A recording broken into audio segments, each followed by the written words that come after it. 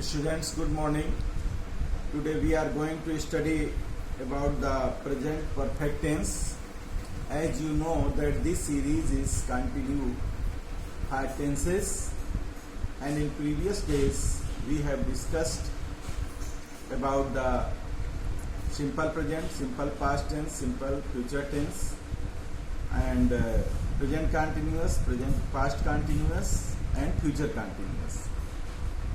After that, today we have selected the topic of present perfect tense to explain, and let us revise the previous tenses like present indefinite tense. Present indefinite tense पहचान I have told you that in Hindi we can say that जिन वाक्यों के अंत में ता है, ती है, ते है आदि शब्द आते हैं उन्हें प्रेजेंट इंडेफिनिट टेंस कहते हैं। इनका अफर्मेटिव बनाते समय एक वचनकर्ता के साथ सिंगुलर सब्जेक्ट के साथ मेन वर्ब में एस या ईएस लगाते हैं, तथा प्लूरल सब्जेक्ट बहुवचनकर्ता के साथ एस या ईएस नहीं लगाते हैं। इसी तरह इसका निगेटिव बनाते समय हम सिंगुलर सब्जेक्ट के साथ डज नॉट और प्लूरल सब्जेक्ट के साथ डू नॉट का प्रयोग करते हैं, और इंट्रोगेटिव में डू डज सब्जेक्ट के पहले लगाते हैं। और यदि सेंटेंस इंट्रोनिगेटिव है तो हम सब्जेक्ट के बाद नॉट का प्रयोग करते हैं, उसके बाद ऑब्जेक्ट लगाते हैं, वर्ब लगाते हैं। दोस्तों, अगर हम सिंपल पास्ट की बात करें, this is more simple than simple present. In every affirmative sentence of the past, simple past, we can use second form of the verb. Second form of the verb का प्रयोग हम affirmative के singular या plural, ये ध्यान दीजिए, affirmative sentence के ही singular plural में second form of the verb का प्रयोग करते हैं। इसके निगेटिव और इंट्रोगेटिव में हम सिंगुलर का ही प्रयोग करते हैं, उसके साथ हेल्पिंग वर्ब लगाते हैं। तो second form of the verb लगाते हैं अफर्मेटिव के साथ, निगेटिव के साथ हेल्पिंग वर्ब डिड नॉट लगाते हैं, और इंट्रोगेटिव सेंटेंस है तो डिड को सब्जेक्ट के पहले लगाते हैं। और we follow all the rules of other interrogative sentences that I have already told you. After that, in future, simple future, हमने बताया था कि विल और शैल लगता है इसमें हेल्पिंग वर्ब।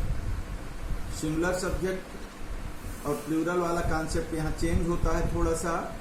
यहाँ आई और वी दो नोटिफाइड हैं, आइडेंटिफाइड सब्जेक्ट हैं, जिनके साथ हम शैल लगाएंगे, और अदर जितने सारे हैं उनके साथ हम विल का प्रयोग करेंगे, और natural form of the verb, verb की फर्स्ट फॉर्म का प्रयोग करेंगे।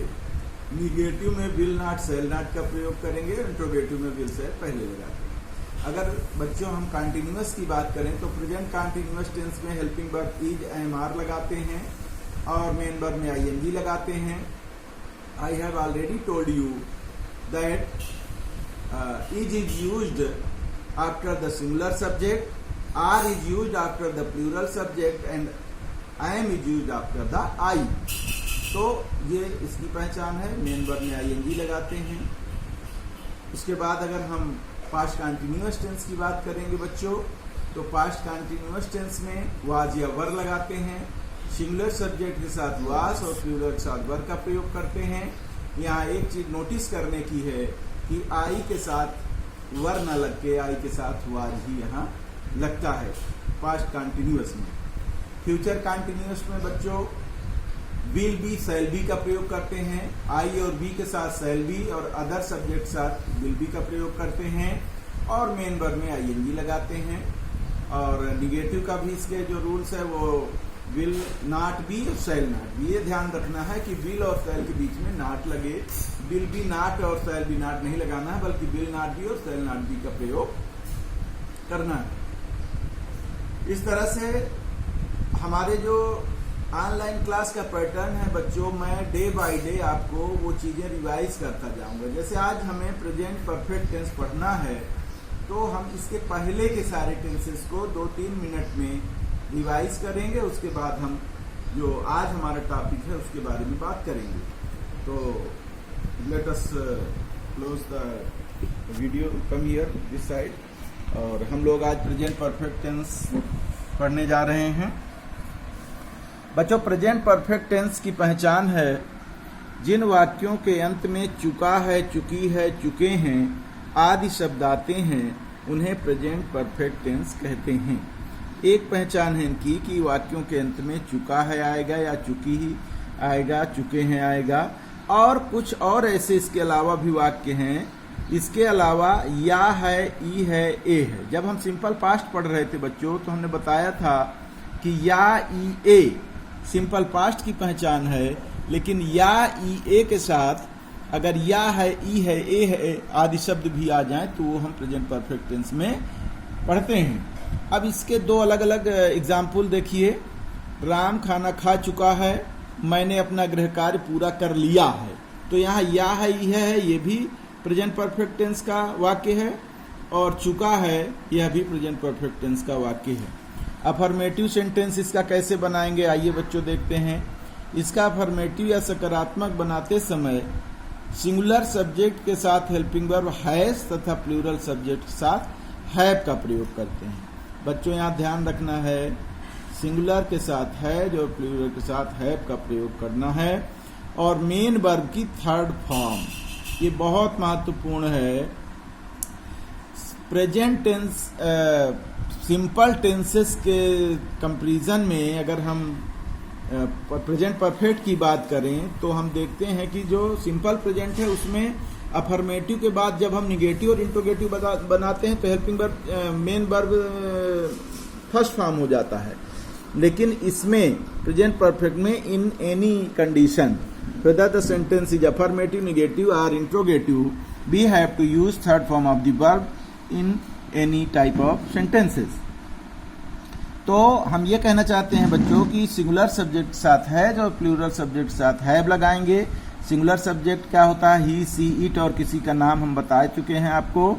और I, we, you, they plural subject होता है, और कॉमन नाउन में अगर यस या यस लगा दिया जाए तो वो भी प्लूरल सब्जेक्ट होता है। तो मेन वर्ब की थर्ड फॉर्म लगाते हैं। तो बच्चों एक उदाहरण देखते हैं, लेट अस सी। मैंने खाना खा लिया है, तो यहाँ या है वाला है, यहाँ आई हैव ईटन फूड। तो I have eaten food, eat का थर्ड फॉर्म ईटन लगाएंगे, और आई प्लूरल सब्जेक्ट है, इसके साथ हैव का प्रयोग करते हैं। वह घर जा चुका है, he has gone to home. यहाँ ही सिंगुलर सब्जेक्ट है, इसके साथ has and third form of the verb go का थर्ड फॉर्म गॉन का प्रयोग करेंगे।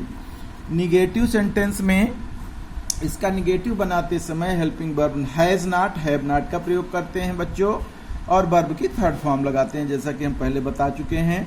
हैज नॉट और हैव नॉट, यहाँ भी सिंगुलर सब्जेक्ट के साथ हैज नॉट और प्लूरल सब्जेक्ट के साथ हैव नॉट। हर बार ये चीज हम बताते हैं कि सिंगुलर प्लूरल आपका क्लियर हो जाए।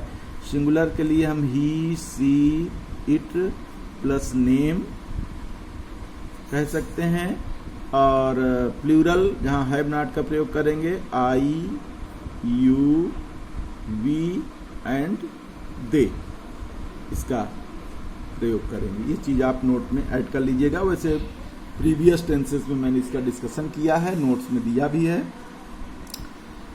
अब एग्जाम्पल देखते हैं बच्चों। चपरासी घंटी नहीं बजा चुका है। सपोज आपके पास एक ये है चुका है वाला, और नहीं है निगेटिव है, जैसा कि निगेटिव हम लोग पढ़ रहे हैं। The peon has not ring the bell.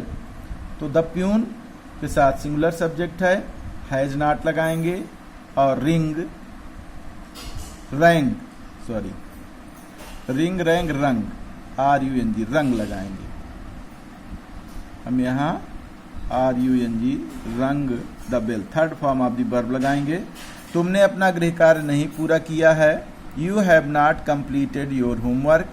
तो यहाँ यू प्लूरल सब्जेक्ट है, इसके साथ हैव नॉट का प्रयोग करते हैं।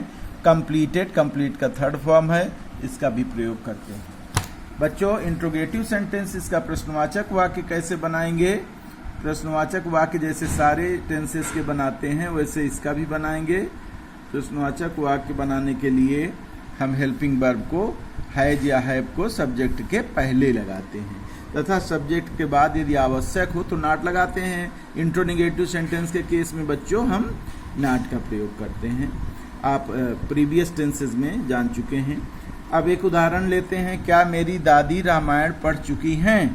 तो हैज़ माई ग्रैंड मदर, यहाँ दादी, मेरी दादी सिंगुलर है, तो इसका माई ग्रैंड मदर के पहले हम सिंगुलर का सब्जेक्ट हैज़ लगा देंगे।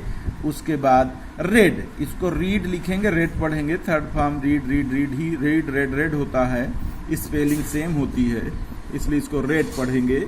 हिंदी में इसका उच्चारण हम रेड करेंगे। द रामायण, द रामायण धार्मिक ग्रंथों के नाम के पहले दी का प्रयोग करते हैं। आर्टिकल के चैप्टर में हम लोग इसको पढ़ेंगे। यदि वाक्य के बीच में कब, क्यों, कहाँ, कैसे आए तो उसकी अंग्रेजी when, what, where, why helping verb के पहले लगाते हैं। बच्चों, इस तरह का सेंटेंस हर टेंस में हम बताते हैं। एक सिंपल सा फार्मूला देख लीजिए, WH मतलब when, what, where, why plus has, have plus subject, और उसके बाद नॉट इफ रिक्वायर्ड, यदि जरूरी है तो नॉट लगाएंगे। जैसे तुम कहाँ चले गए हो, तो where have you gone, where कहाँ की अंग्रेजी पहले हमने लिख दिया, फिर हेल्पिंग वर्ब हैव लगा दिया। यू चूंकि प्लूरल सब्जेक्ट है, इसके पहले हैव लगेगा, और gone third form of the verb लगेगा। तो धन्यवाद स्टूडेंट्स, आज का चैप्टर यहीं तक है। इसका नोट्स मैं आपको भेज रहा हूं, और उसको आप अच्छी तरह से देख लीजिए, 2 बार 3 बार वीडियो देख लीजिए, और नोट्स को अच्छे से अपनी नोटबुक में नोट कर लीजिए। Thank you.